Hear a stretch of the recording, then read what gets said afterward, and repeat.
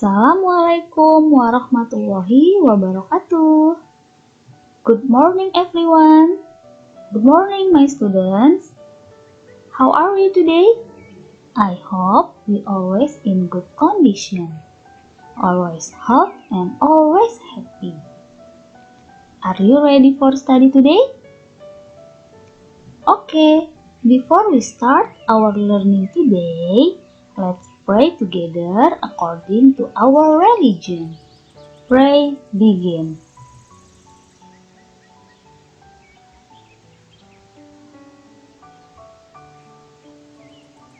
Finish. Thank you. My students, our learning objectives today is the students are able to use simple present tense. Siswa dapat mempelajari apa itu simple present tense. Nah, jadi hari ini kita akan mempelajari tentang simple present tense.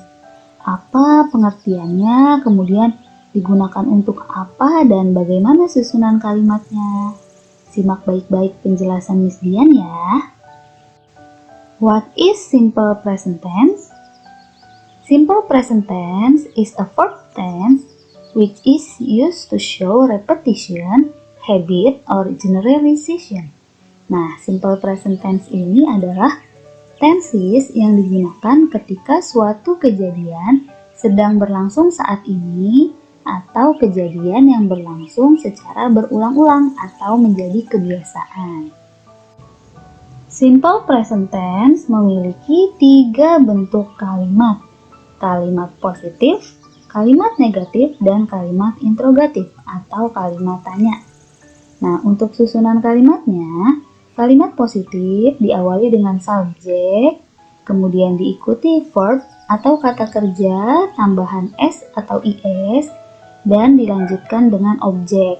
Sedangkan untuk kalimat negatif, diawali dengan subjek, diikuti don't atau do not, kemudian doesn't atau does not, kemudian verb, dan diakhiri dengan objek.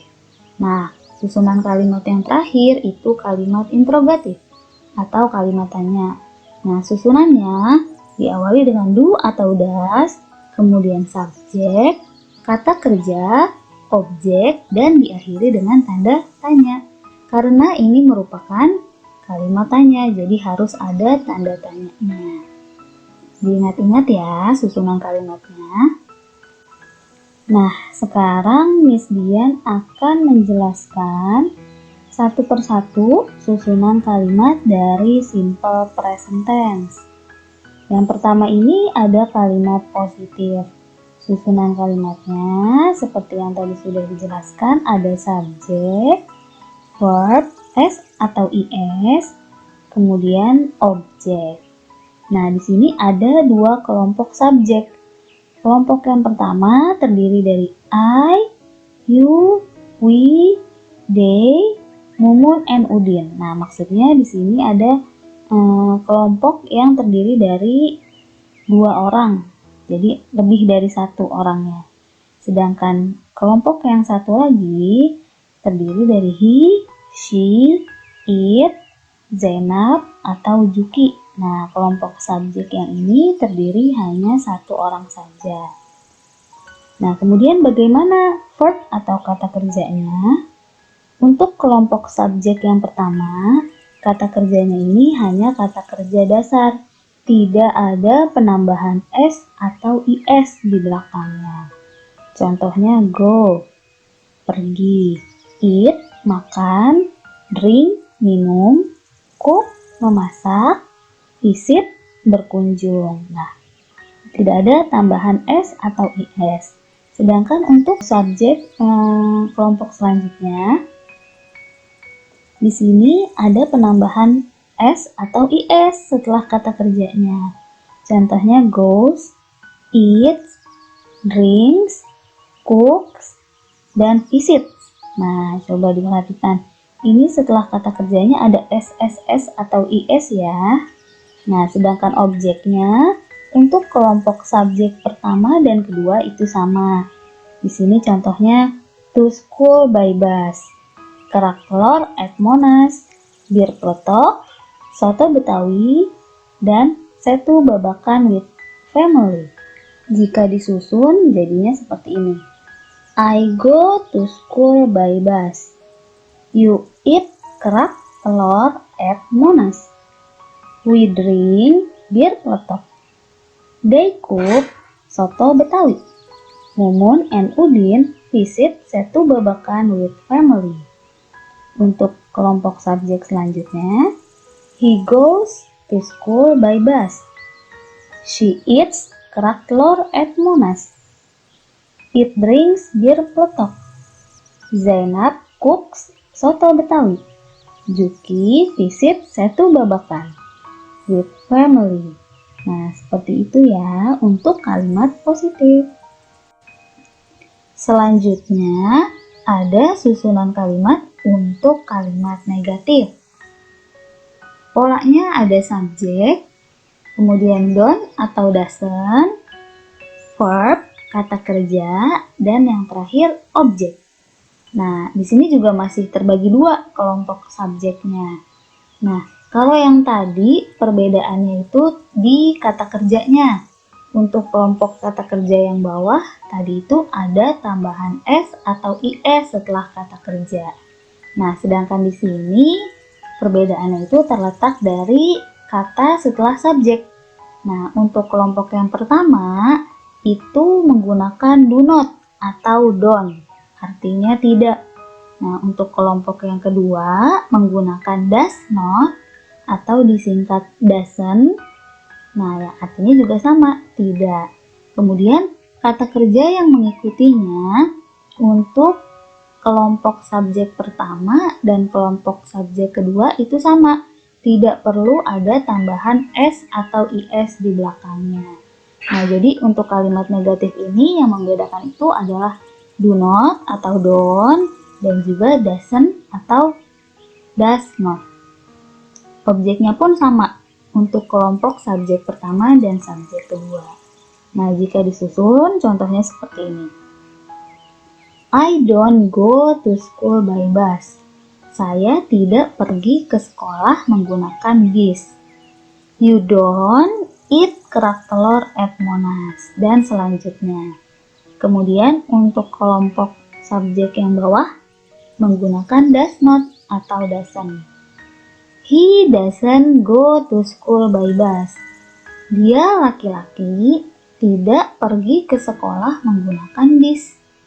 Kemudian Zainab doesn't cook soto Betawi. Zainab tidak memasak soto Betawi. Jadi paham ya perbedaannya? Di sini adalah perbedaannya itu terletak setelah subjek. Untuk subjek I, you, we, they, atau Mumun and Udin, nah 2 orang atau lebih, ini menggunakan do not atau don't. Sedangkan subjek he, she, it, Zainab, Juki, atau 1 orang, itu menggunakan does not atau doesn't. Seperti itu anak-anak. Oke students, the last is interrogative sentence. Nah anak-anak, jadi yang terakhir ini susunannya adalah susunan kalimat untuk kalimat interrogatif atau kalimat tanya. Di sini polanya pertama do atau does, diikuti subjek, kemudian verb dan objek. Nah, di sini juga masih terbagi dua. Penggunaan do dan does ini dibedakan menurut subjeknya. Jika subjeknya I, you, we, they, kemudian Mumun and Udin atau Zainab and Juki, pokoknya 2 orang atau lebih, ini menggunakan do. Sedangkan untuk subjek he, she, it, Zainab atau Juki, jadi 1 orang ini menggunakan does. Nah, kemudian untuk penggunaan do dan does ini diletakkan sebelum subjek. Jika tadi negative sentence itu do dan does-nya diletakkan setelah subjek, nah untuk kalimat interrogatif atau kalimat tanya ini do dan does-nya diletakkan sebelum subjek. Nah, untuk kata kerjanya sama. kedua kelompok subjek ini menggunakan kata kerja yang sama. Tidak ada tambahan S atau IS setelahnya. Kemudian untuk objeknya pun sama. Untuk subjek kelompok atas dan kelompok yang bawah. Nah, contohnya jika disusun seperti ini. Do you go to school by bus? Apakah kamu pergi ke sekolah menggunakan bis? Do they cook soto Betawi? Apakah mereka memasak soto Betawi? Nah, seperti itu. Kemudian untuk kelompok subjek yang bawah menggunakan does. Does she drink beer peletok? Apakah dia minum bir peletok? Does Juki visit Setu Babakan with family? Apakah Juki mengunjungi Setu Babakan dengan keluarganya? Nah, jadi itu penggunaan kalimat interrogatif atau kalimat tanya. Di sini diawali dengan do atau does. Paham ya? Sekarang Miss Dian memiliki 2 contoh kalimat. Nah, yang atas ini kelompok subjek yang tadi ada di atas, sedangkan yang bawah itu untuk kelompok subjek yang ada di bawah. Di sini masing-masing memiliki 3 susunan kalimat. Ada kalimat positif, negatif, dan interrogatif. Agar kalian tahu perbedaan dari ketiga kalimat tersebut. Nah, untuk yang atas, di sini untuk kalimat positifnya, contoh kalimatnya ada I go to Monas by bus. Saya pergi ke Monas menggunakan bis. Di sini subjeknya I. Kemudian kata kerjanya go. Nah, di sini tidak perlu ada tambahan S atau IS di belakangnya karena subjeknya itu I. Nah, selain I, untuk kalimat di atas juga bisa menggunakan subjek you, we, they, atau 2 orang, misalnya Zainab and Juki. Kemudian untuk kalimat negatifnya, di sini ada I don't go to Monas by bus. Nah, ciri-cirinya di sini ada don't-nya atau do not. Kenapa menggunakan do not? Karena subjeknya itu adalah I. Seperti itu. Nah, yang terakhir ini juga sama menggunakan do. Do you go to Monas by bus? Apakah kamu pergi ke Monas menggunakan bis? Nah, di sini menggunakan do karena subjek setelahnya itu adalah you. Seperti itu.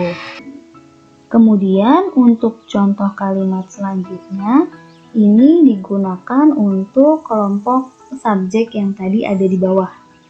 Subjeknya bisa she, he, it, kemudian Zainab, Juki, pokoknya sendiri-sendiri. Nah, di sini contohnya yang pertama untuk kalimat positif. She drinks iced tea in the canteen.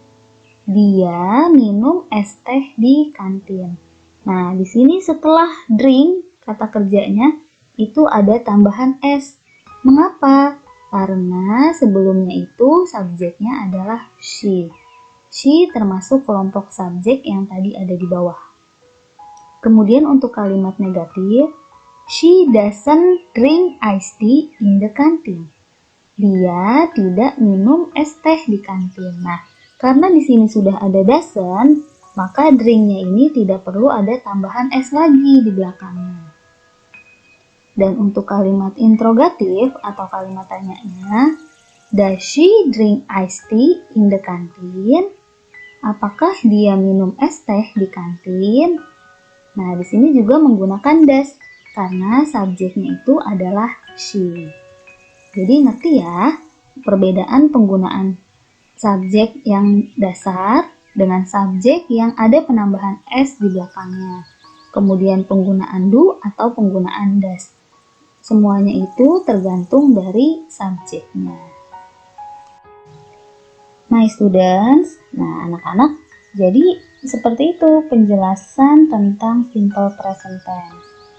Simple present tense ini adalah kalimat yang digunakan untuk menjelaskan kegiatan yang dilakukan secara berulang-ulang atau menjadi kebiasaan.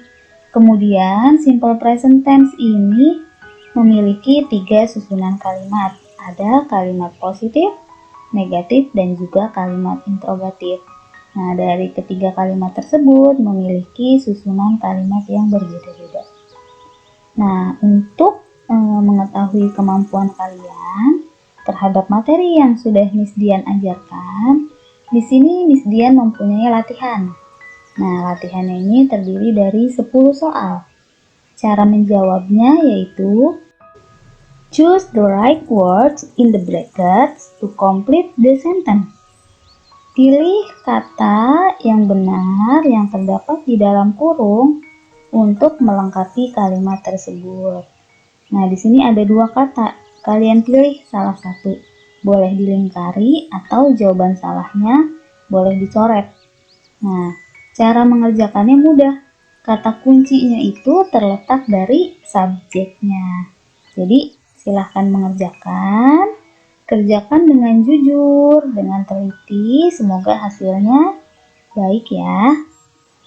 Jika sudah selesai, kirimkan hasil pekerjaan kalian melalui WhatsApp ke nomor Miss Dian. Oke? Seperti itu. Jika masih ada yang belum dipahami, boleh bertanya. Boleh WhatsApp atau komen di video berikut. Oke students, I think enough for today. Baiklah anak-anak, sekian untuk pembelajaran hari ini. Semoga apa yang sudah Miss Dian jelaskan bisa dipahami dan bisa bermanfaat untuk kalian. Thank you, have a nice day and see you next week. Wassalamualaikum warahmatullahi wabarakatuh.